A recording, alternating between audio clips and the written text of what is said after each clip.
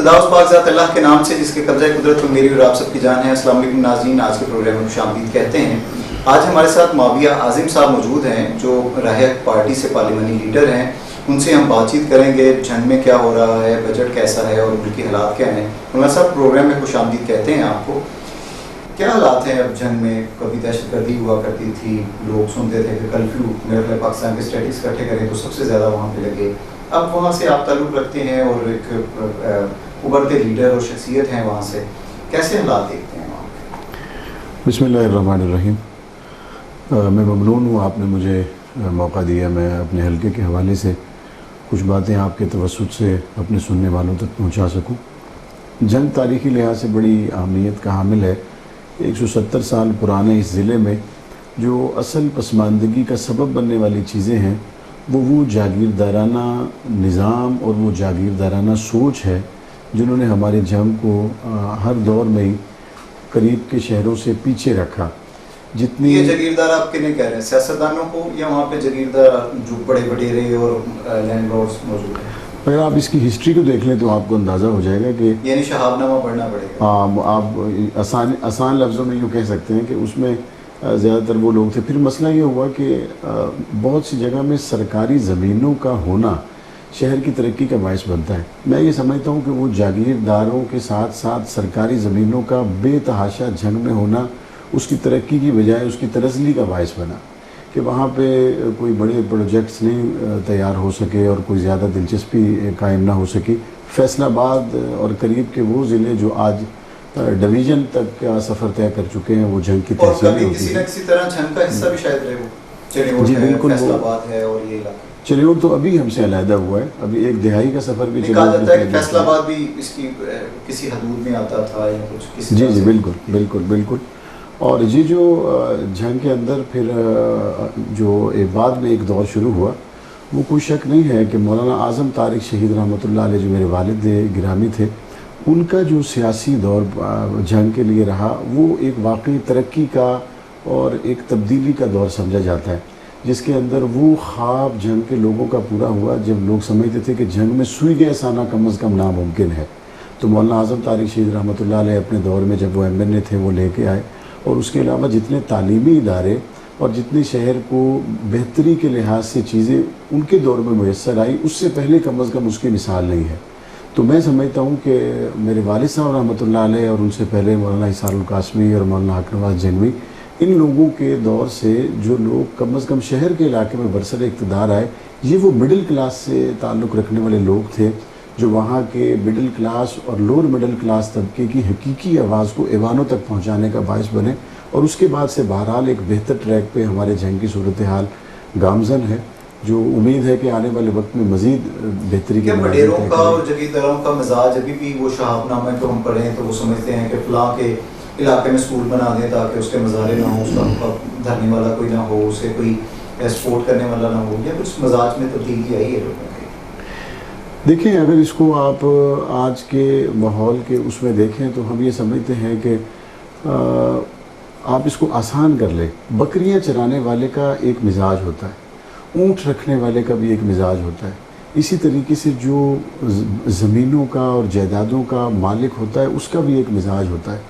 بدقسمتی سے ان مزاجوں کو اگر قرآن و سنت کے سائے میں کنٹرول نہ کیا جا سکے تو بہرحال یہ مزاج انسان دوست تو ہرگز نہیں ہوتا۔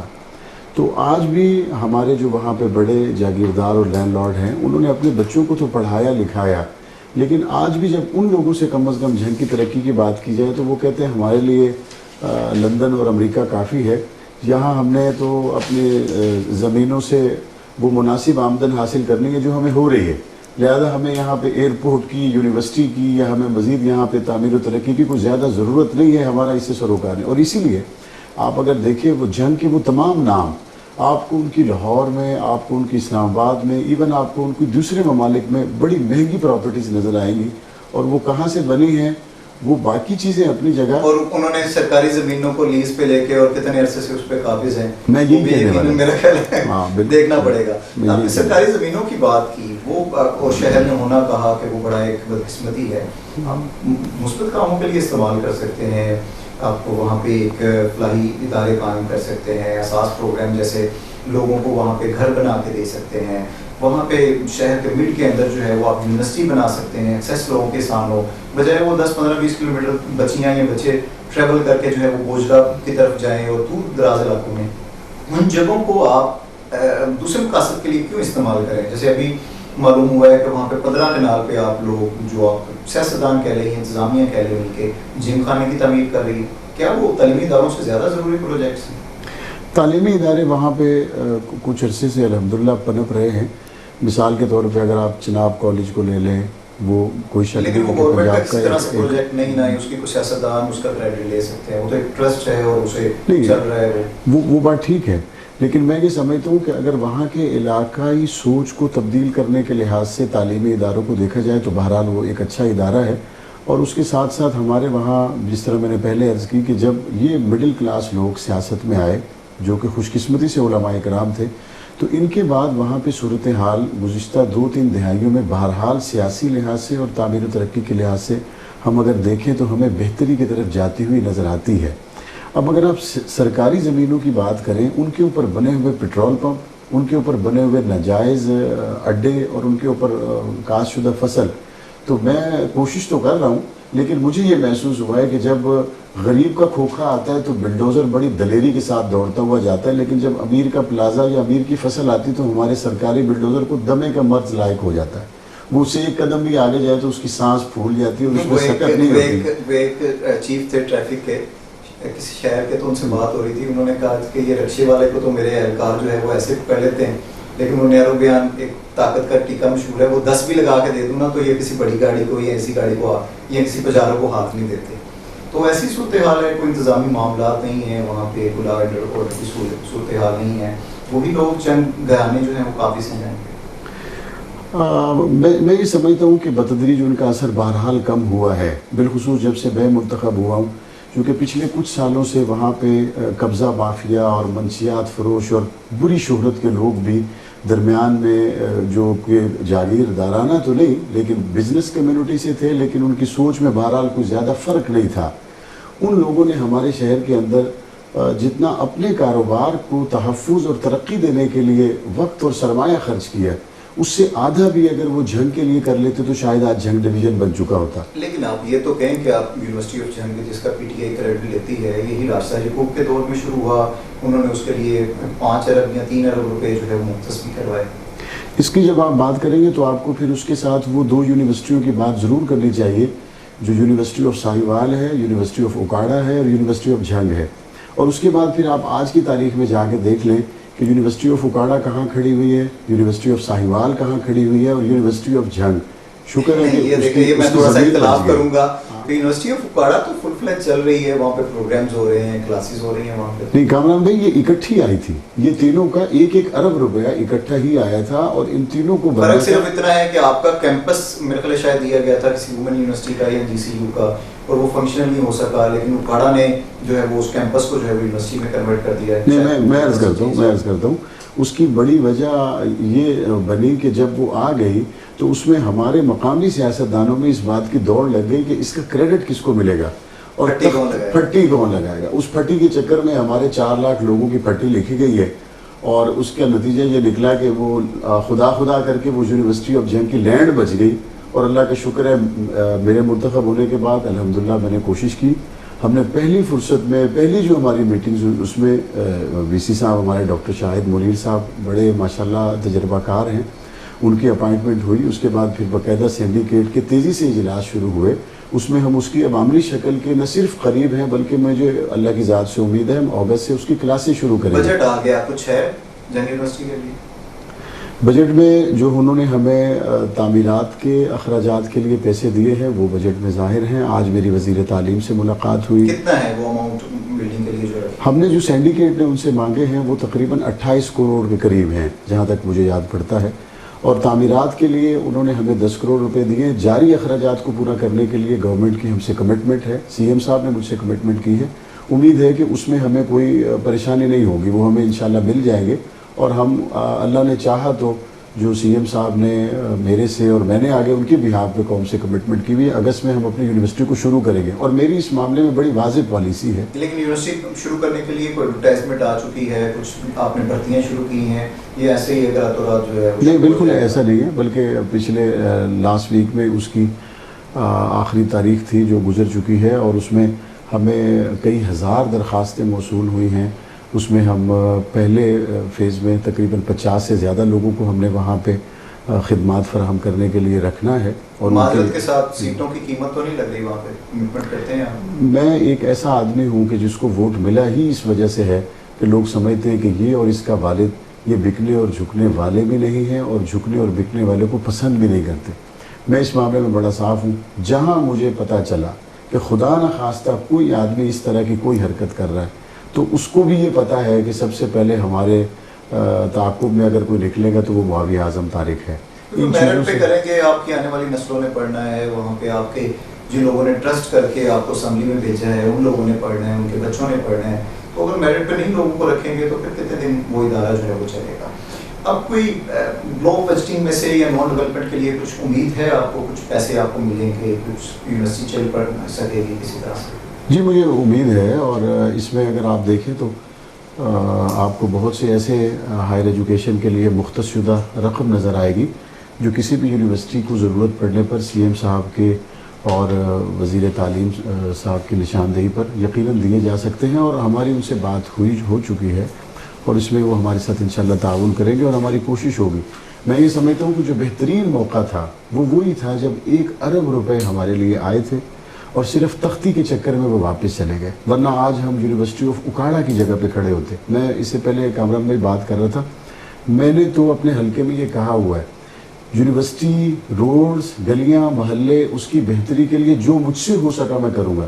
جس کو شوق ہے وہ میری تعمیراتی منصوبہ جات پہ آ کے تختی لگا لے، مجھے کوئی اعتراض نہیں ہے، لیکن خدا کے لیے یہ مہربانی کریں، پسے ہوئے لوگ ہیں، کم از کم ان کو مزید تختی کے چکر میں پیچھے دھکیلنے کا کم از کم میں حامی ہوں۔ کہا جاتا ہے کہ میڈیکل کالج جو سرگودا میں قائم ہوا وہ بھی تختی کے چکر میں یہاں سے گیا تھا، اس کی فیزیبلٹی یہاں پہ بنائی جا رہی تھی اور ڈی ایچ ٹی کو اپگریڈ کیا گیا تھا، کرنے کی کوشش کی جا رہی تھی۔ میرا خیال ہے کہ اس پہ ہم ایک نیا شہاب نامہ لکھ سکتے ہیں، اگر لکھیں تو، جو ظلم ہو چکا ہے۔ اللہ تعالیٰ، میری کوشش ہوتی ہے کہ میں لکیر کو پیٹنے کی بجائے آگے کا سفر طے کروں۔ چلیں آگے کی طرف چلتے ہیں۔ پھر صرف 40 پروجیکٹ ایجوکیشن کے لیے آپ لوگوں نے، تمام ایم پی ایز نے جو ہے وہ مانگے، اور اس میں سے 26 لے سکے، حالانکہ آپ تمام کا کسی نہ کسی طرح سے الحاق جو ہے وہ حکومت جماعت سے ہے۔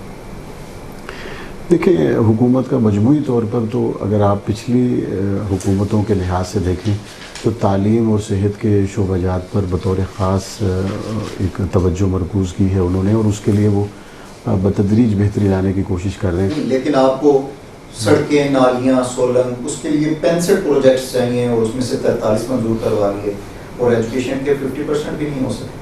ترجیحات کہیں نہ کہیں آپ نے ڈیمانڈ کرنی ہے کہ آپ کو نالی اپنے علاقے کے لیے چاہیے، سولنگ چاہیے، سڑک چاہیے، یا تعلیمی ادارے چاہیے۔ ہیلتھ کے لیے صرف 13 پروجیکٹس تقریباً۔ میرا خیال ہے کہ اس کی جملہ وجوہات میں ایک بڑی وجہ یہ بھی ہے کہ ماضی میں ان شعبہ جات پر جو کچھ خرچ ہوتا رہا، جو کچھ بجٹ مختص ہوتا رہا، اگر آپ زمینی حقائق کو اس کے ساتھ ملانے کی کوشش کریں تو اس میں کوئی بہت بہتری نہیں ہے۔ یعنی میں جب منتخب ہو کے آیا تو میں نے یہاں جب اعداد و شمار دیکھے، اور یہاں پہ جب مجھے دستاویزات دیکھنے کا موقع ملا تو میں حیران رہ گیا کہ میرے شہر کی صورتحال اسلام آباد کے قریب پہنچی ہوئی تھی، اور موقع پہ سوائے کھنڈرات کے کچھ نہیں تھا۔ اب جو ہونے جا رہا ہے شاید اس میں بہت سی ایسی چیزیں ہیں، بلکہ یقیناً اس طرح کی ہیں کہ جو دکھائی کچھ اور گئی اور موقع پہ کچھ اور ہیں، تو ان چیزوں کو پورا کرنا بھی بہرحال ایک بڑا چیلنج ہے۔ ان تمام چیزوں کو پورا کرنے کے لیے جب آپ جاتے ہیں آگے، پھر وہ نیب ہے، اور آگے پھر وہ اینٹی کرپشن ہے، اور آگے وہ دوسرے تیسرے باب کھل جاتے ہیں۔ لکیر کو تو پیٹتے رہیں گے نا باقی لوگ، جیسے آپ نے کہا لکیر کو پیٹنا نہیں چاہتا، وہ نیب جانے، اینٹی کرپشن جانے، ان کا پرانے لوگوں کا ایمان جانے، وہ اللہ جانے کیا انہوں نے کیا اور کیا ہوا۔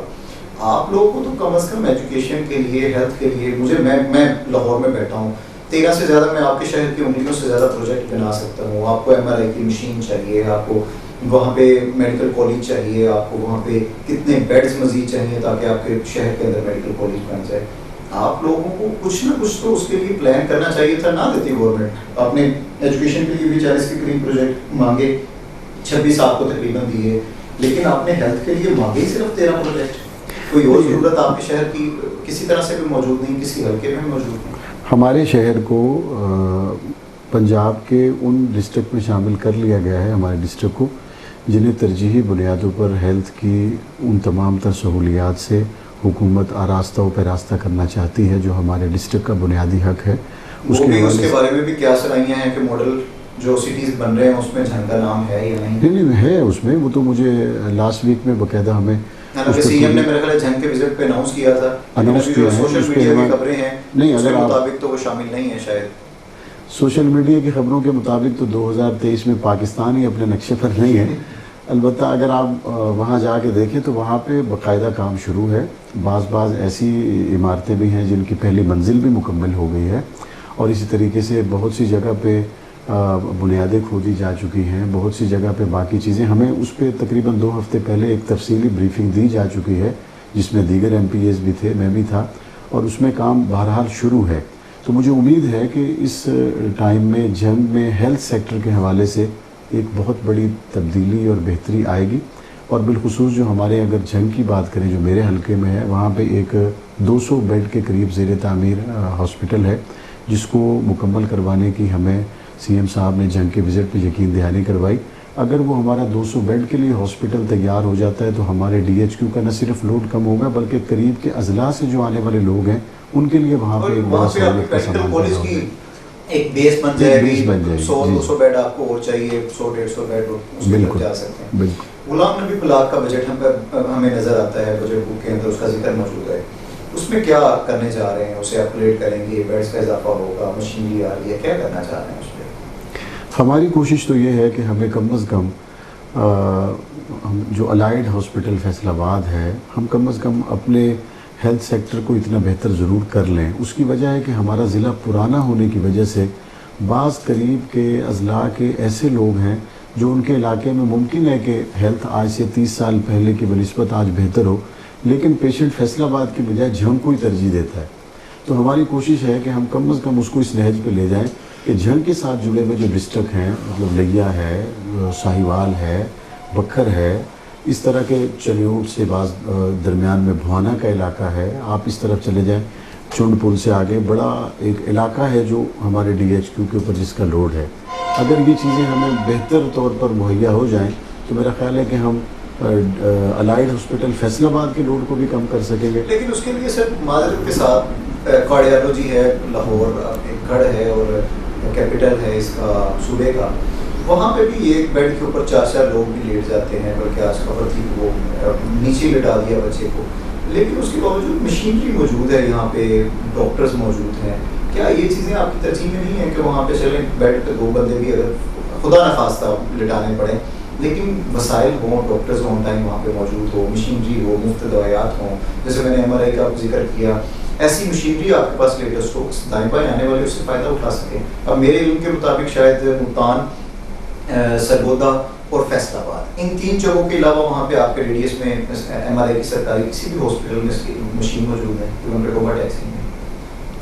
نہیں دیکھیں، جب آپ یہ بات کریں نا کہ آپ میڈیکل کالج تک کا سفر طے کر لیتے ہیں تو اس کے ساتھ آپ کی بہت سی چیزیں خود بخود بتدریج بہتر ہونا شروع ہو جاتی ہیں. آپ کے پاس بڑے ڈاکٹرز آ جاتے ہیں، باقی ان تمام چیزوں کو پورا کیا. ابھی ریسنٹلی میں نے سنا ہے، میں گیا نہیں ہوں، کہ ٹوبا میں 8-9 کروڑ روپے کی لاگت سے کسی ایک آدمی کی دلچسپی سے وہاں پہ جو ہمارے دل کے مریض ہیں ان کے لیے بہترین سہولیات سے مزین. سر یہ 3 کروڑ کی بھی نہیں ہے جو ایم آر آئی اور اس طرح کی مشینری ہے نا، کوئی بھی ایم آر آئی ہے، سی ٹی اسکین ہے یا لیٹسٹ ہے، اتنے کی ہے. اور میرا خیال ہے کہ شاید بلکہ مجھے امید ہے کہ راہ پارٹی کے اگر کارکن بھی فنڈنگ دینا چاہے تو اتنی تو میرے خیال 3-4 دن میں آپ کٹنگ میں عرض کر رہا ہوں کہ اس بجٹ میں جتنا ٹرسٹ لیول ہے، لوگ آپ پہ اعتماد کرتے ہیں، اپلائی کام ماشاءاللہ آپ لوگ وہاں پہ کرتے ہیں، تو اتنا تو آپ ہاسپٹل کو خود بھی ڈونیٹ کر سکتے ہیں. پبلک پرائیویٹ پارٹنرشپ کے تحت یہ ساری چیزیں ممکن ہیں.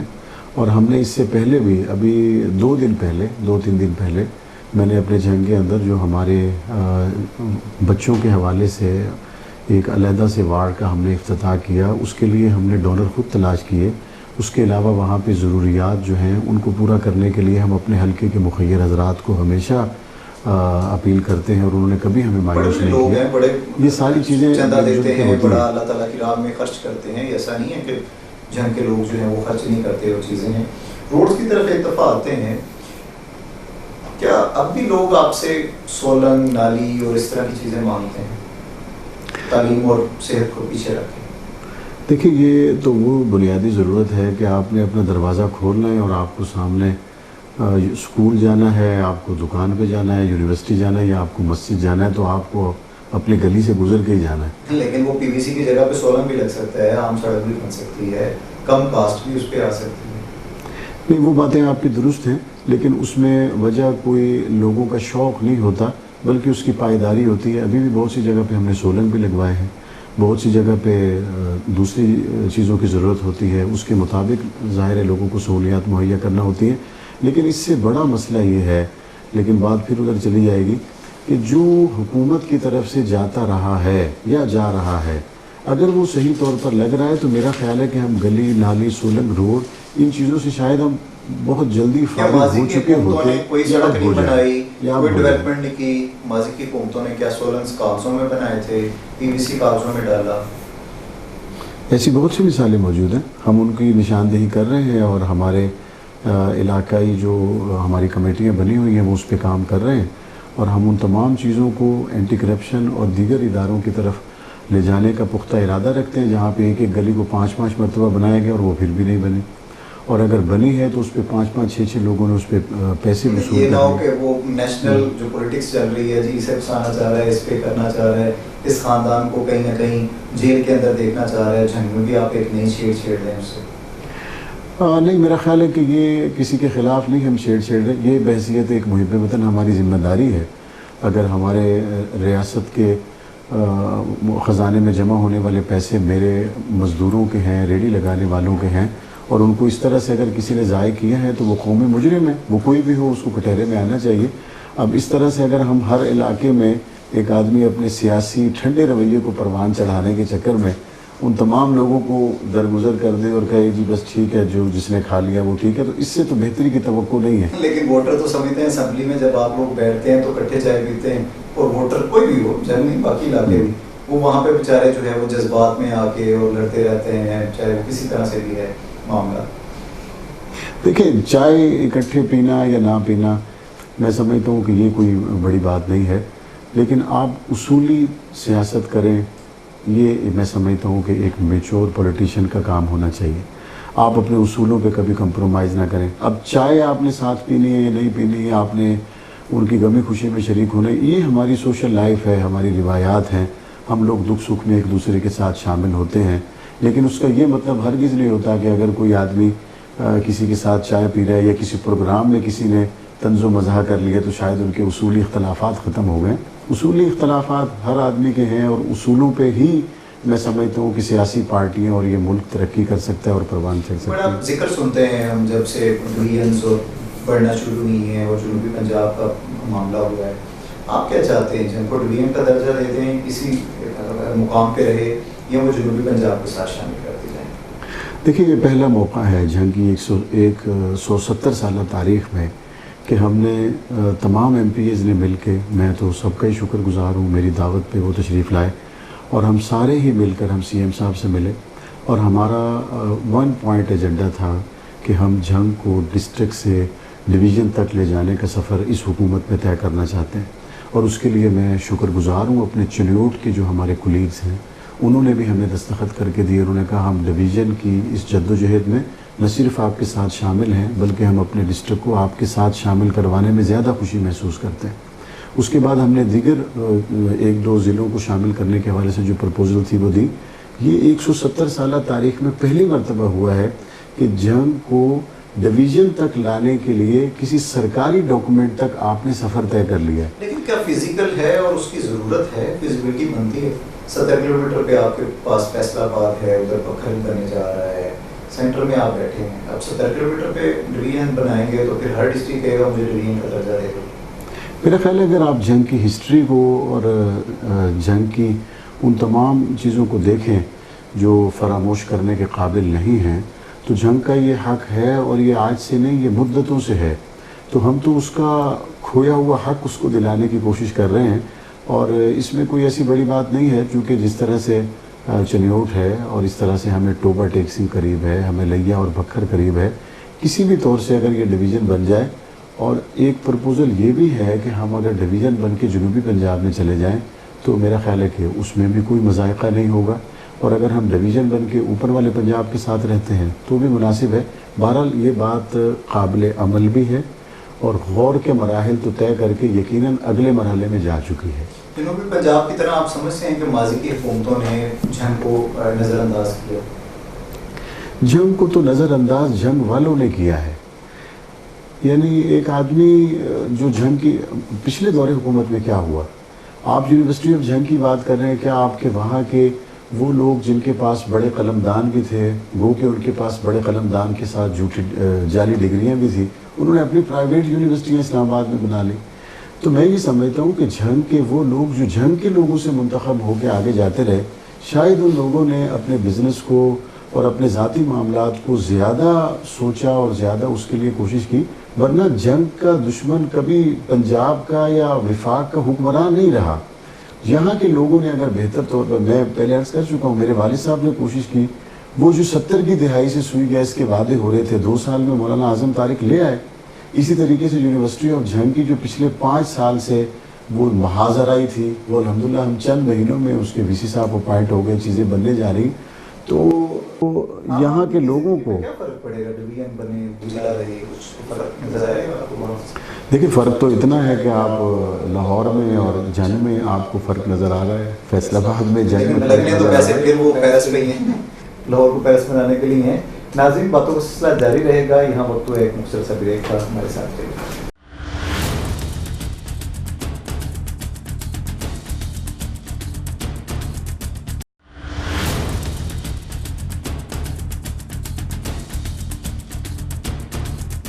वेलकम बैक नाज़रीन, प्रोग्राम के सिलसिले को आगे बढ़ाते हैं।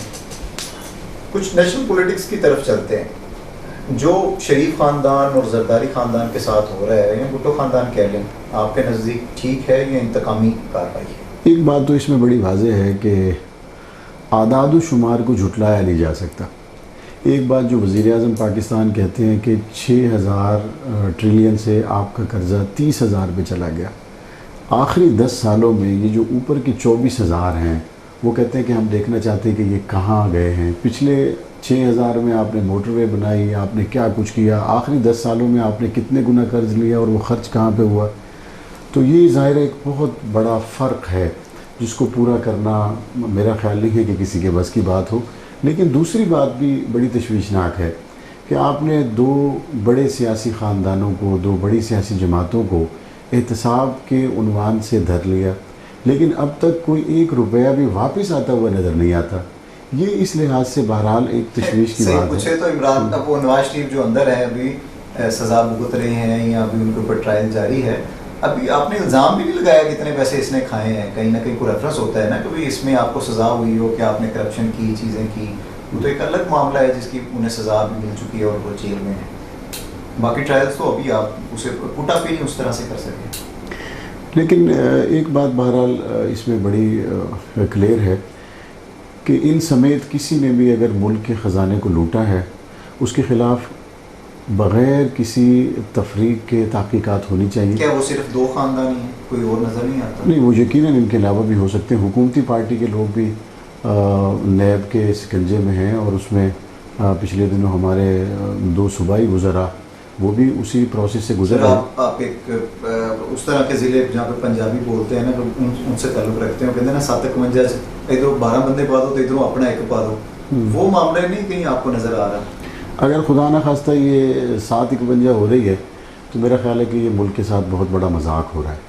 ये तो हरगिज़ नहीं होना चाहिए।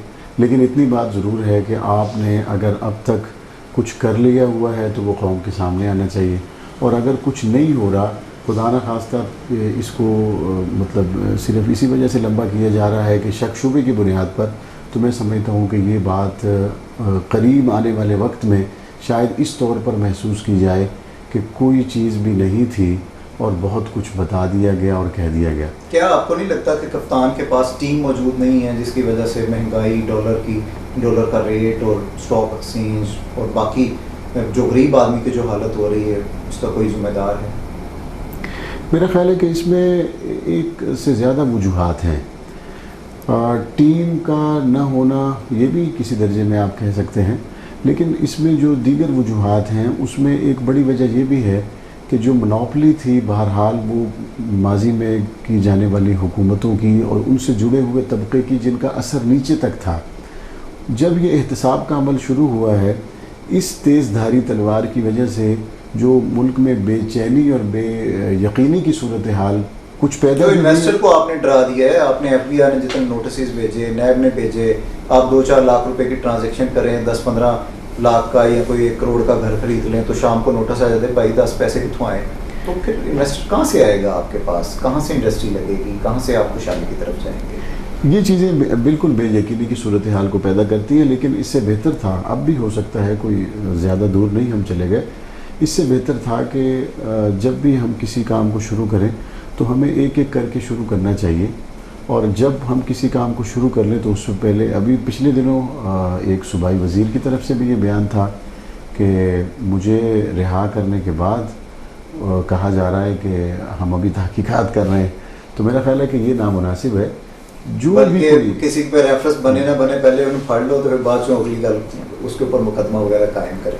جو پارلیمنٹ کے اندر ہم جو دونوں ایوانوں کے اندر بجٹ تقریروں کے دوران ہم نے رویہ دیکھا ہے سیاستدانوں کا، آپ کو لگتا ہے کہ بطور نمائندہ عوام، ووٹرز، پاکستانی، یہ رویے درست ہیں؟ میں تو یہ سمجھتا ہوں کہ یہ رویے اس وقت پیدا ہوتے ہیں جب آدمی صاحب رائے نہیں ہوتا اور وہ ذہنی طور پر شاید پسماندہ ہوتا ہے، تو تب ہوتے ہیں. ایک آدمی دلیل سے اگر بات کر سکتا ہے تو اس کو اپنی بات کا انتظار کرنا چاہیے اور دلیل سے اپنی بات کو منوانے کی کوشش کرنی چاہیے. ہمارے ہاں قومی اسمبلی میں اور صوبائی اسمبلیوں میں بالخصوص یہ بجٹ سیشن کے دوران جس طرح کی دونوں پارٹیوں کی طرف سے صورتحال دیکھنے میں آئی ہے، میں ذاتی طور پہ ایک سیاسی کارکن ہونے کی حیثیت سے نہ صرف یہ کہ ان چیزوں سے رنجیدہ ہوں، بلکہ میں محسوس کرتا ہوں کہ شاید 70-80 سال کا سفر طے کرنے کے بعد بڑی پارٹیوں کے میچور پولیٹیشین نے بھی سیاسی حوالے سے شاید ابھی کچھ زیادہ سفر طے نہیں کیا. میچور پولیٹیشینز کو تو آپ نے اندر کر دیا، پھر پیچھے والے شور نہ بیچارے کرے تو کیا کریں؟ دیکھیں، شور کریں آپ، لیکن اس کی ایک جگہ مقرر ہے. آپ ڈی چوک پہ شور کریں، آپ پارہ میں شور کریں، آپ لیاقت باغ میں شور کریں، آپ جہاں شور کریں. ہاؤس میں جن لوگوں نے آپ کو منتخب کر کے بھیجا ہے، یہاں آپ دلیل سے بات کریں. سننے والے کے اندر بھی صلاحیت ہونی چاہیے، سنانے والے کے پاس بھی دلیل ہونی چاہیے. لیکن یہ جو ہمارے ہاں ایک ماحول بن چکا ہے کہ جب اپوزیشن نے بات کرنی ہے تو حکومت کے لوگ اب تو شور کرنا شروع کر دیتے ہیں، اور جب حکومت کے لوگ بات کرتے ہیں تو اپوزیشن شروع کر دیتی ہے. یہ رویہ نامناسب ہے. اور میں کیا یہ محسوس رویوں کرتا کا ہوں، اثر عام آدمی تک جاتا ہے جو آپ لوگوں کے سپورٹرز ہیں، آپ کے لیے جان تک دینے کے لیے تیار ہیں؟ میں نے اسمبلی میں جو پہلی تقریر کی تھی اس میں میرا خلاصہ یہ تھا کہ لوگ ڈیولپمنٹ چاہتے ہیں، لوگوں کے پاس کھانے کے لیے روٹی نہیں ہے، اور لوگ ووٹ دے کے، آپ دیکھیں نا جولائی میں الیکشن ہوئے، کیا جولائی میں چلچلاتی دھوپ میں آپ 1 منٹ کے لیے باہر کھڑے ہو سکتے ہیں؟ آپ نہیں کھڑے ہو سکتے. لیکن جن لوگوں نے آپ کو ووٹ دیے ہیں، کیا ان میں 70-80 سال کے بوڑھوں نے 6-6 گھنٹے لائنوں میں لگ کے آپ کو ووٹ نہیں دیے؟ جب وہ لوگ دیکھتے ہیں کہ میں نے جس بندے کو ووٹ دیا تھا وہ شاید میرے لیے ہاسپٹل کی بات کرے گا، وہ شاید میرے لیے کوئی نہ کوئی صحت کی یا تعلیم کے لحاظ سے ڈیولپمنٹ کا کوئی نہ کوئی منصوبہ لے کے، لیکن معذرت کے ساتھ ان لوگوں کے منہ تو سیاستدان بند کروا دیتے ہیں کہ تینوں چاچا آٹے دا تھیلا بھیج دیتا سی، تیری بیٹی نو زیور لے دیتا سی، تمہیں نالن سولی بنوا دی تھی، اور تمہیں ایجوکیشن کی کیا ضرورت ہے، ڈیولپمنٹ کی کیا ضرورت ہے، ہیلتھ کی کیا ضرورت ہے؟ میرا خیال ہے کہ اس الیکشن میں جن لوگوں سے کم از کم ہم ملے ہیں، آٹے کے تھیلے والے لوگ بہرحال کم ہی رہ گئے ہیں.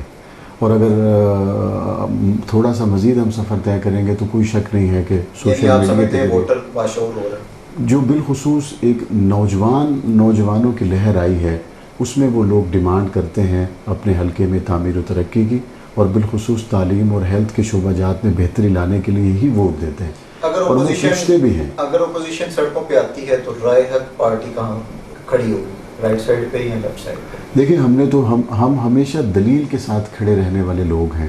اپوزیشن اگر سڑکوں پہ آتی ہے، ہم ان کو سڑکوں پہ آنے سے پہلے یہ مشورہ دیں گے کہ آپ نے گزشتہ حکومتوں کو یہ کہہ کے سڑکوں سے واپس بھیجا کہ آپ کے رویے غیر سنجیدہ ہیں، اور آپ سنجیدہ ہونے کے باوجود اگر غیر سنجیدہ والی پولیٹیشن کر رہے ہیں تو میرا خیال ہے کہ یہ نامناسب ہے۔ نہیں، لیکن وقت کی حکمران جماعت نے کتنا عرصہ جو ہے وہ اسلام آباد کو محفوظ رکھا، آپ کے چائنا کے اتنے اہم وہاں پہ وزٹس ہونے تھے وہ نہیں ہو سکے، اور بہت ساری چیزیں، معیشت کہاں سے کہاں پہنچ گئی۔ اب انہیں بھی موقع دیں، انہیں کی جگہ دے دیں کہ جی فلاں جگہ پہ ڈی چوک پہ کھڑے ہو جائیں۔ وقت کی حکمران جماعت نے جب یہ سب کچھ کیا تھا، ہم نے اس وقت بھی ان کے اس عمل کی مخالفت کی تھی، یہ ریکارڈ پر ہے، اور ہم یہ کہہ رہے تھے اب اگر جب اپوزیشن جماعت جو ہے وہ آپ کو قائل کر لیتی ہے رائے پارٹی کو کہ آئیں اب یہ ٹیم نہیں چلا پا رہی ملک، آئے ہمارے ساتھ سڑک پہ نکلیں عوام کے لیے، تو نکلیں گے آپ؟ دیکھیں، ہم یہ سمجھتے ہیں کہ آپ نے اس حکومت کو گرانے کے لیے یا اس حکومت کو بہتر کرنے کے لیے جو بھی رول پلے کرنا ہے،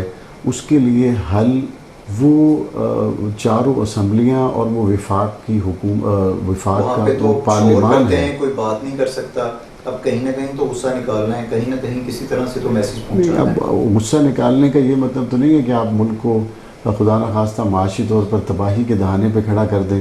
غصہ نکالنے کے لیے ہی تو اس سے پہلے کئی دہائیوں معاشی میں طور پر اور کتنا اسے آپ کرنا چاہ رہے ہیں؟ آپ ڈالر کا ریٹ دیکھ لیں، آپ اپنے حلقے میں لوگوں کی حالت دیکھ لیں، روزگار کے مواقع دیکھ لیں کتنے رہ گئے ہیں۔ آپ خود کہہ رہے ہیں کہ منسٹر جو ہے وہ بھاگ گیا ہے، اب اس سے زیادہ انتہا اور کیا ہوں کوئی کسر رہ گئی ہے؟ اس کا دوسرا رخ بھی ہے۔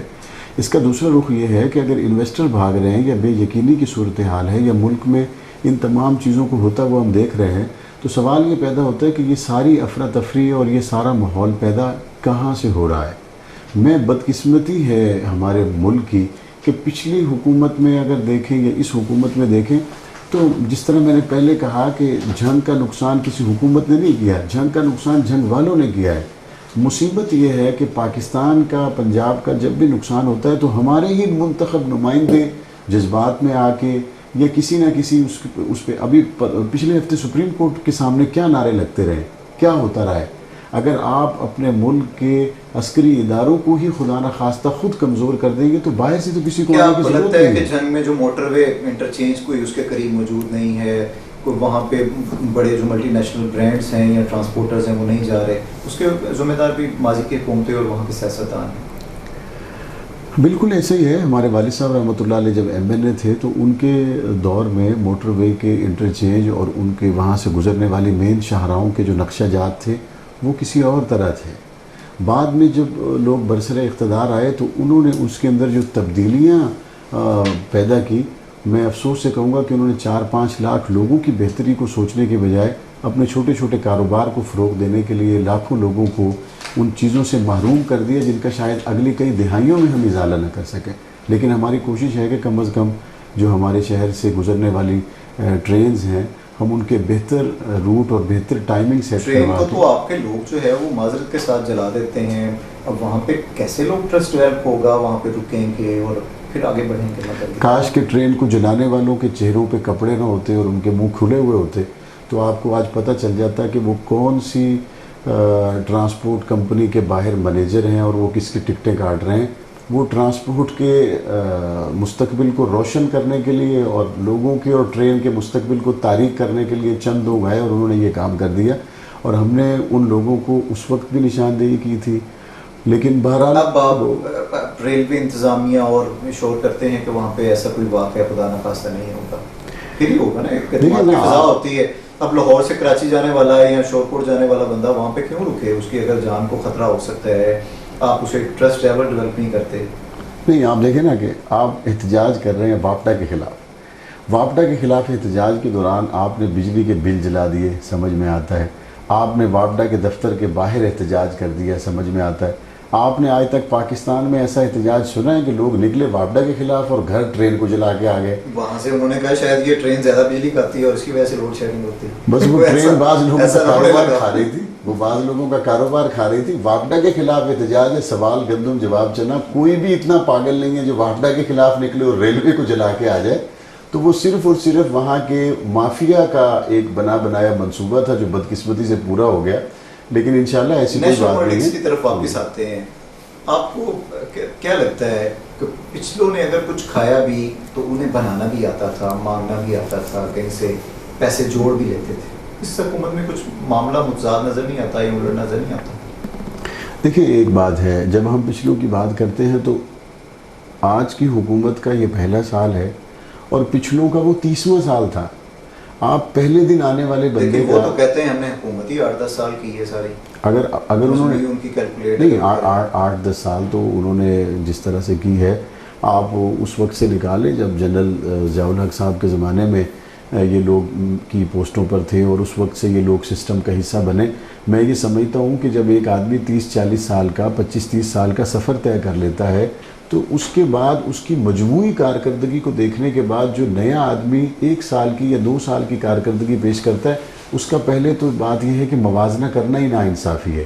اور اگر آپ اس کا موازنہ کر بھی رہے ہیں تو آپ پھر اس 30 سال والے حکمران کے پہلے جو 2 سال تھے ان 2 سالوں کے ساتھ اس کا موازنہ کریں.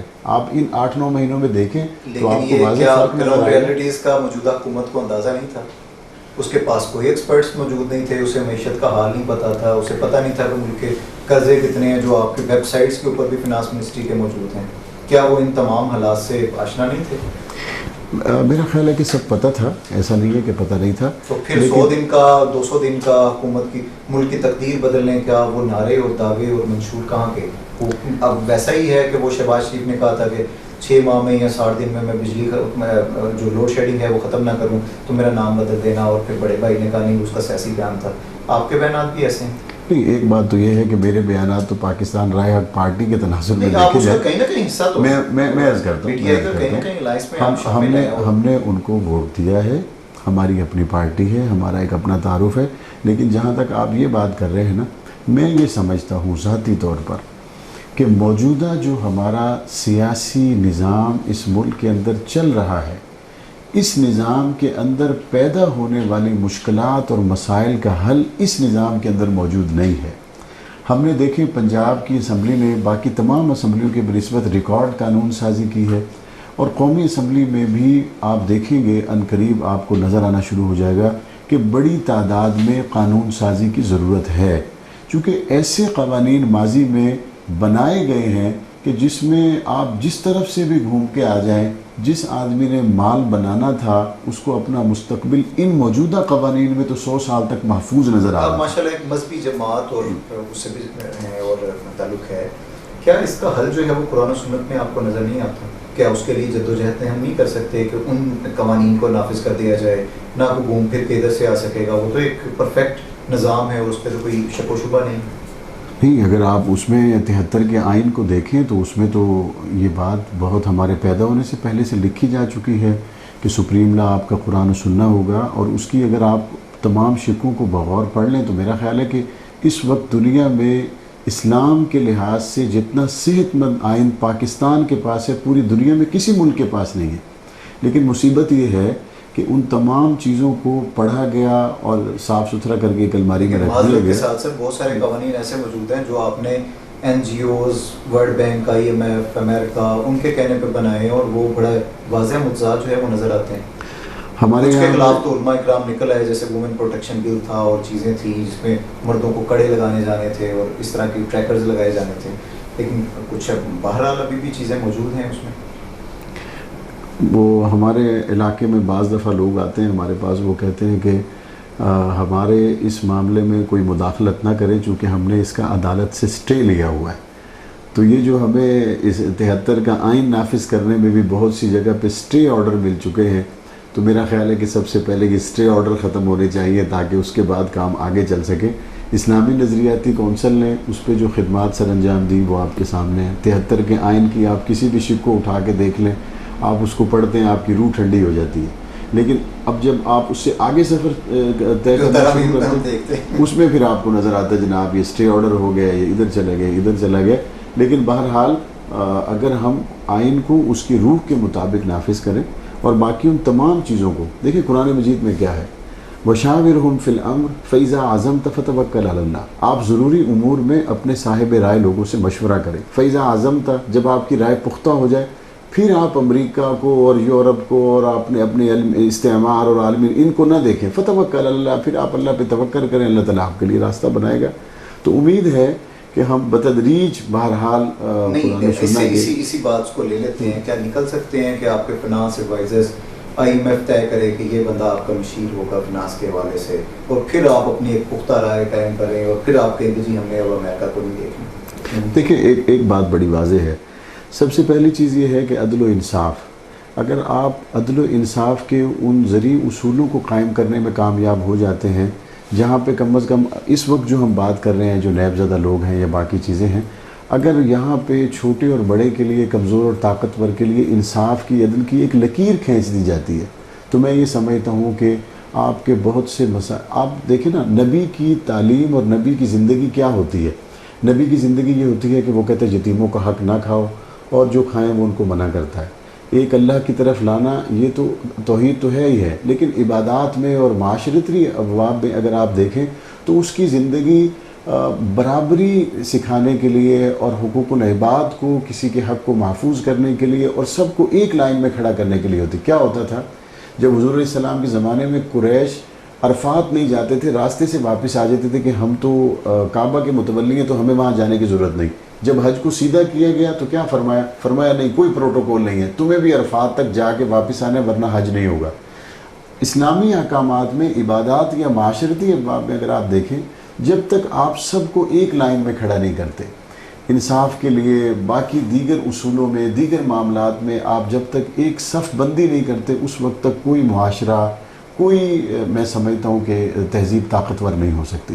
اور اگر ہم اس پہلے اصول کو قائم کرنے میں کامیاب ہو جائیں، اور سپریم لا تو یقیناً قرآن و سننا ہے، اس سے باہر تو ہم کوئی قانون سازی کر ہی نہیں سکتے، تو امید ہے کہ اس کے بعد باقی راستے ہمارے لیے آسان. آپ کو کیا لگ رہا ہے کہ ہم وہ لکیر کھینچنے میں یہ حکومت کامیاب رہی ہے؟ نہیں، میں اس حکومت کی بات نہیں کر رہا، لیکن ایک کوشش بہرحال اس حکومت میں ہو رہی ہے کہ کیا وہ لوگ. کوشش یہی ہے کہ 200-300 سے زیادہ لوگ جو پاناما لیکس میں تھے، اس میں سے 2 یا 3 لوگ یا 4 لوگ یا 10 لوگ ملے؟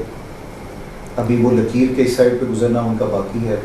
آپ دیکھیں کہ آج سے چند مہینے پہلے تک جو صورتحال تھی، اس میں بہرحال یہ لگ رہا تھا کہ بس آج رک رہا ہے، کل رک رہا ہے، بس جو ہو گیا سو ہو گیا.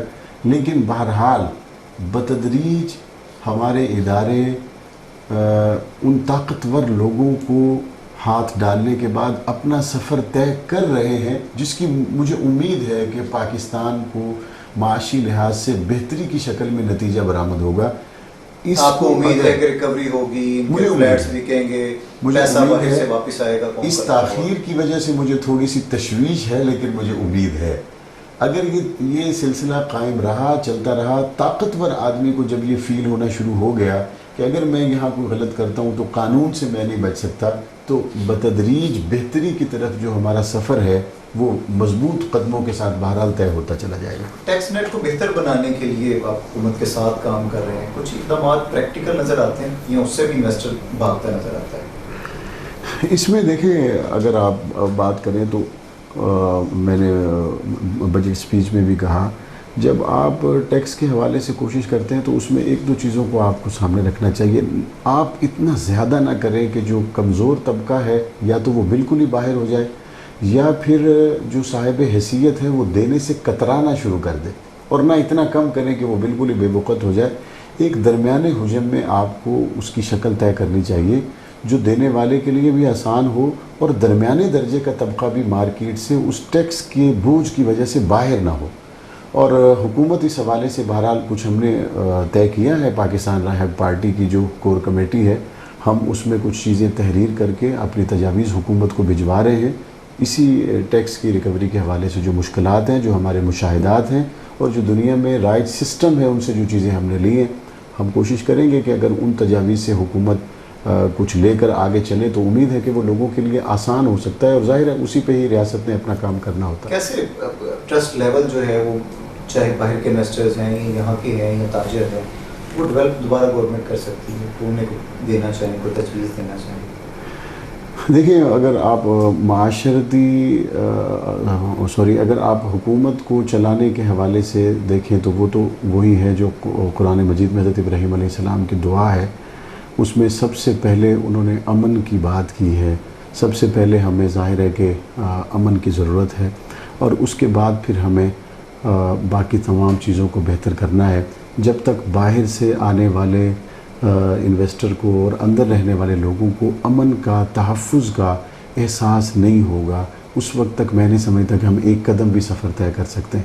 اللہ کا شکر ہے گزشتہ سالوں سے اس وقت ہماری لا اینڈ آرڈر کی صورتحال بہتر ہے، ہماری امن کے حوالے سے صورتحال حوصلہ افزا ہے۔ سب سے پہلے ہمیں اس چیز کو قائم کرنا ہے۔ گزشتہ حکومتیں کہتی ہیں کہ اس سے پہلے حکومتیں ڈکٹیٹر کے دور میں یہ خودکش حملے اور چیزیں شروع ہوئی اور ان کی حکومت کے جاتے ہوئے کوئی ایسا معاملہ نہیں تھا، لیکن بدقسمتی سے کچھ ماہ پہلے دادا صاحب والا سانحہ اور بعد والے آپ کے علم میں ہیں، وہ کہتے ہیں کہ ایک نیا سلسلہ جو ہے وہ خدا نخواستہ شروع ہوا ہے اور حکومت اسے کنٹرول نہیں کر پا رہی۔ مجموعی طور پر الحمدللہ امن کے حوالے سے صورتحال حوصلہ افزا ہے۔ باقی زیرو پر تو ظاہر ہے کہ پوری دنیا میں کسی بھی جگہ پر نہیں ہے۔ آپ نے نیوزی لینڈ میں دیکھا، آپ امریکہ میں بھی دیکھتے ہیں، آپ دنیا کے ان ممالک میں اب راہ پارٹی کا کیا سٹینڈ ہے؟ فلسطین، چچنیا، کشمیر، ظلم و زیادتی ہو رہی ہے مسلمانوں کے ساتھ، کبھی اسمبلی کے فلور پہ یا کسی پلیٹ فارم پہ بھی ان کے لیے آواز اٹھائی ہے آپ نے؟ بالکل، ہم فلسطین کے حوالے سے رمضان المبارک میں بالخصوص اور اس کے علاوہ کشمیر کے ایشو پہ دیگر جتنے بھی دنیا بھر میں ہمارے شام کے اندر جو بشار الاسد کی کئی سالوں سے ظالمانہ کارروائیوں سے ہمارے وہاں کے مظلوم مسلمان مائیں بہنیں پسا ہوا طبقہ ہے، اور ان سمیت دنیا میں برما کے مسلمان ہوں، وہ تمام مظلوم مسلمان ان تک ہم جہاں تک ممکن ہو سکے، برما میں جو لوگ تکلیف زدہ تھے ان کے لیے ہماری پارٹی کے توسط سے ایک بڑی امداد بھی ان لوگوں تک پہنچائی گئی، اور وہ تمام مسلمان جو پاکستان میں یا پاکستان سے باہر کسی بھی طور پر اگر جبر کا شکار ہوں، تکلیف کا شکار ہوں، ان کے حقوق کے حوالے سے میں سمجھتا ہوں ان کی آواز کو مؤثر کرنا اور مضبوط کرنا یہ ہماری بنیادی ذمہ داری ہے۔ کیا آپ کو لگتا ہے کہ حکومت کا سٹینڈ جو مسلمانوں کے حوالے سے ہے، جو بیچارے ان پہ اوپر ظلم و ستم ہو رہا ہے، دنیا کے مختلف کونوں میں آباد ہیں، وہ کافی ہے جتنا وہ سٹینڈ لے رہی ہے یا مزید اقدامات کی ضرورت ہے؟ دیکھیں، امید تو پاکستان ہی ہے، اس میں تو کوئی شک نہیں ہے۔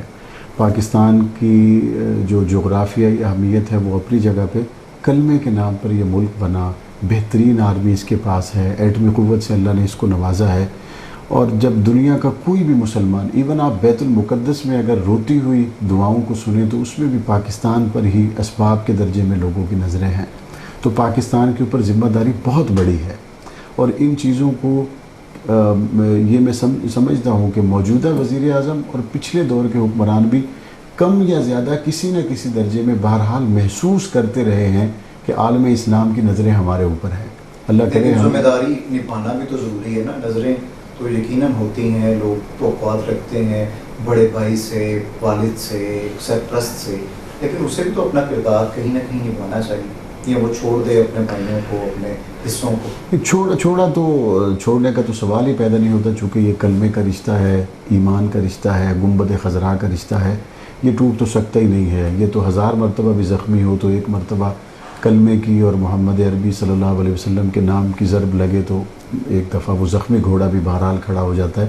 یہ تو وہ چیزیں ہیں جو ٹوٹ نہیں سکتے، لیکن بہرحال میں یہ سمجھتا ہوں کہ اگر ہم معاشی طور پر اور باقی چیزوں کے لحاظ سے اپنے اندرونی صورتحال کو، اپنے داخلی صورتحال کو بہتر اور مضبوط کرنے میں کامیاب ہو گئے تو ہم اپنے اندر سے ایک ٹھنڈی ہوا کا جھونکا باقی مسلمان ممالک تک وزیر اعظم کا بڑا اچھا مشن ہے کہ وہ ریاست مدینہ جو ہے وہ قائم کرنا چاہتے ہیں۔ پروگرام کے آخر میں اس 2 لائنز میں کوئی پیغام دینا چاہیں، کوئی تجویز دینا چاہیں تاکہ وہ آسانی سے اپنی منزل کی طرف جو ہے وہ کامیاب ہو سکے؟ دیکھیے، ریاست مدینہ کیا ہے؟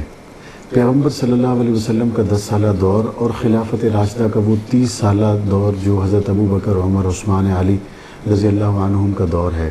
میں یہ سمجھتا ہوں کہ ریاست مدینہ کا نعرہ لگانے سے پہلے یقیناً انہوں نے قرآن و سنت کی ان عملی بہاروں کو نہ صرف پڑھا ہوگا بلکہ ان کو نافذ کرنے کے لیے انہوں نے ایک عزم مصمم بھی کیا ہوگا، اور اس کے لیے وہ کوشش بھی کر رہے ہوں گے۔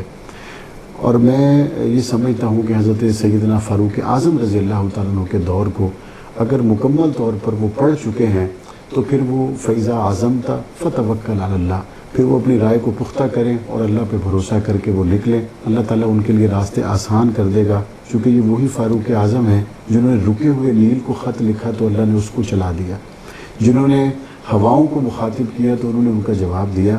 ایک مسلمان کے پاس سب سے بڑی دولت ہی یہ ہوتی ہے کہ وہ اللہ کے نظام کو اللہ کی زمین پر نافذ کرنے کے لیے اللہ پہ نظر کر کے اپنا سفر شروع کرتا ہے اور اللہ اس کے لیے راستے کھول دیتے ہیں. بہت شکریہ آپ کا. ناظرین آج کے پروگرام سے اتنا ہی. مجھے میری ٹیم پر اجازت دیجیے. اللہ حافظ.